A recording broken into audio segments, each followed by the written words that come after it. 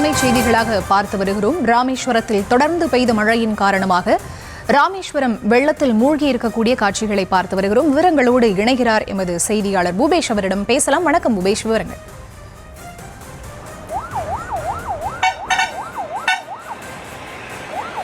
நிச்சயமா வணக்கம் ஃபரிதா. அதாவது ராமநாதபுரம் மாவட்டம் ராமேஸ்வரம் பகுதியில் இந்த டிக்வா புயலின் எதிரொலியாக பல்வேறு பகுதிகளிலும் கடந்த 2 நாட்களாகவே பலத்த மழையானது வெளுத்து வாங்கியது. அந்த அடிப்படையில் ராமேஸ்வரத்தின் பல்வேறு பகுதியிலான குறிப்பாக புதுரோடு, வேர்க்கோடு உள்ளிட்ட பல்வேறு இடங்களில் 2 நாட்களாகவே மழை பெய்ததற்கு எதிரொலியாக வீடுகளுக்குள்ள மழை நீர் புகுந்து அந்த பகுதி முழுவதும் வெள்ள நீரில் தத்தளிக்குது.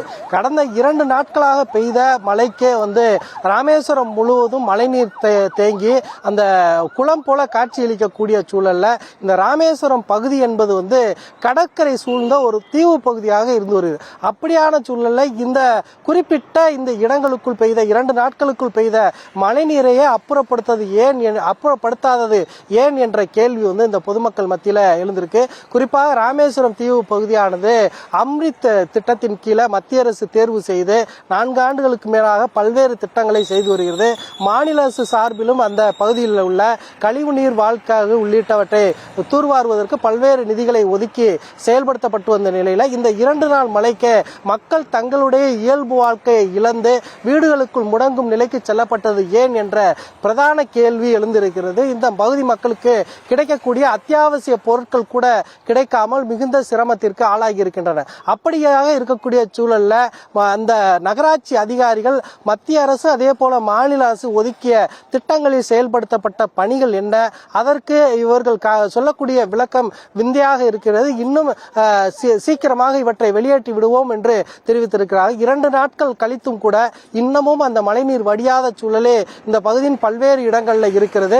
தொடர்ச்சியாக நியூஸ் தமிழ் களத்தில் நின்று அந்த மக்களோட பாதிப்புகளை அரசுக்கும் அதே போல மக்களுக்கும் வெளிப்படுத்தி வரக்கூடிய சூழலில் இன்னும் தாமதிக்காமல் இதனை அப்புறப்படுத்துவதற்கு நடவடிக்கை எடுக்க வேண்டும் என்ற கோரிக்கை எழுந்துள்ளது. இந்த சம்பவம் குறித்து அதிகாரிகள் விரைவான நடவடிக்கை எடுக்க வேண்டும் என்பதே அனைவருடைய எதிர்பார்ப்பாக உள்ளது. ஃபரிதா.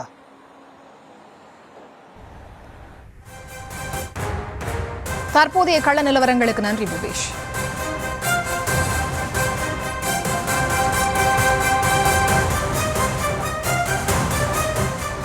ராமேஸ்வரத்தில் அதிக அளவில் வெள்ளம் தேங்கியது தொடர்பாக ராமேஸ்வரம் நகராட்சி ஆணையர் ஆண்டவருடன் நமது செய்தியாளர் பூபேஷ் நடத்திய கலந்துரையாடலை தற்போது காணலாம். நீங்க சொல்றீங்களா சார், ஏன் அப்படி நடந்திருக்குன்றது? இப்போ இவ்வளவு பாதிப்பு மழை அதிகமா வந்திருக்கு, அவ்வளவுதான். போக முடியாத அளவுக்கு அந்த கால்வாய் எல்லாம் சரி பண்ணாம இருக்குல்ல சார்? அது கால்வாய் எல்லாம் போயிட்டு இருக்கு, இழுவ கிடைக்க மாட்டேங்குது. பக்கத்துல கடல் இருக்குதா, எல்லாம் ட்ரெயின் ஓவர் இதை போயிட்டு இருக்குது, அது போயிட்டே இருக்குது. அது வேணா நான் உங்களுக்கு போட்டோ எடுத்து காட்டுறேன், அப்பதான் உங்களுக்கு புரியும். இல்ல நம்ம 3 நாளா களத்துல நிக்கிறோம் சார், அதனாலதான் ட்ரைனேஜ் சரியா இல்ல. நம்ம போய் நான் என்ன சொல்லுவாருன்னா, தண்ணி போயிட்டு தான் இருக்குது, எல்லாம் ஃப்ளோ இல்ல. ஃப்ளோ நீ வேணா ஃபீல்டுல நேர்ல வாங்க, உங்களுக்கு நேர்ல வந்தா வேணா நல்லா சொல்லலாம். இல்ல ஃபீல்டு தான் சார் நாங்கள் நிக்கிறோம். சாரோட விளக்கத்துக்கு தான் சார் நாங்க தர்றேன். உங்களுக்கு வேணா ஒரு ரிப்போர்ட்டா கொடுத்துருவா என்னென்ன பண்ணன்னு. இல்ல இப்ப ஏன் தண்ணி போகாம இருக்கு? ஏன்னா